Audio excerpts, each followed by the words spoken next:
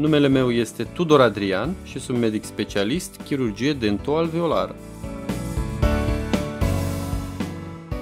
Atunci când vorbim despre tratamentul prin implante dentare, ne referim la realizarea unui tratament de ultimă generație cu rezultate de cel mai multe ori previzibile și de cea mai performantă abordare. Totuși, ce este un implant dentar? Implantul dentar reprezintă un șurub realizat dintr-un aliaj de titaniu, material 100% biocompatibil, care imită rădăcina unui dinte.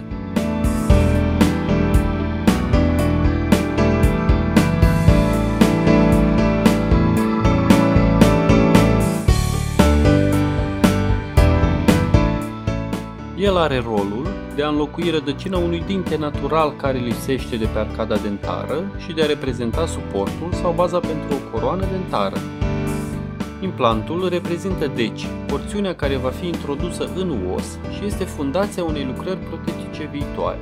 Tratamentul complet prin implant dentar cuprinde 3 elemente. Implantul dentar propriu-zis, care va fi inserat la nivelul osului, bontul protetic, atașat de acesta prin înfiletare în interiorul implantului și coroana dentară, care se atașează de bontul protetic prin cimentare sau înfiletare. Pe implantele dentare se pot realiza lucrări singulare sau punți în cazul mai multor implante și în unele cazuri chiar și proteze mobilizabile.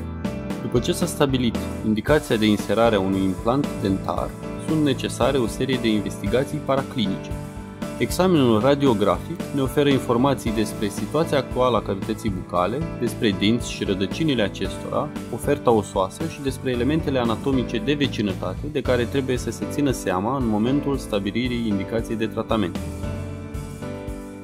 După stabilirea planului de tratament, intervenția chirurgicală presupune mai întâi realizarea anesteziei locale și locoregionale, delimitarea unui lambou care prin decolare de pe substratul osos să permită un acces corespunzător și vizualizarea planului osos.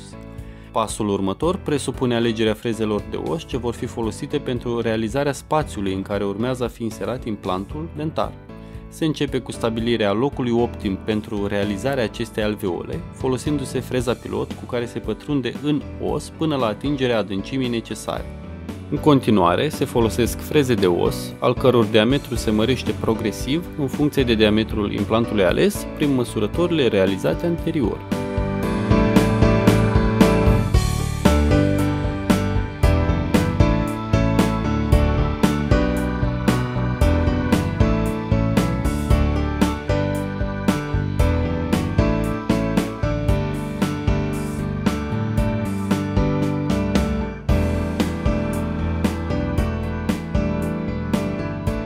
După ce alveola noastră a atins diametrul dorit, se poate insera implantul dentar.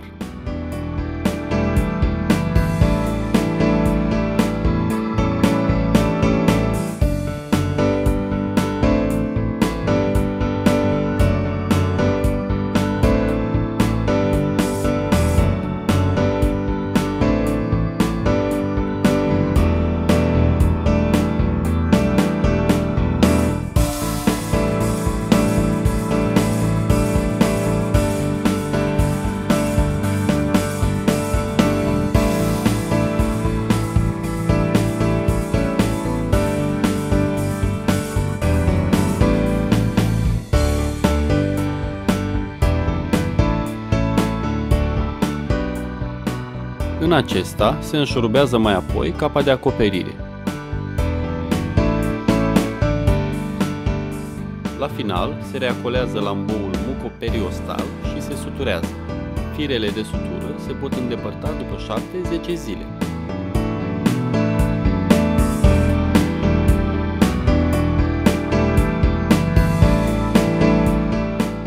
În perioada următoare, după ce osteointegrarea implantului dentar s-a încheiat, se poate atașa capa de cicatrizare, care prin forma și dimensiunea ei are rolul de a ajuta conformarea gingiei.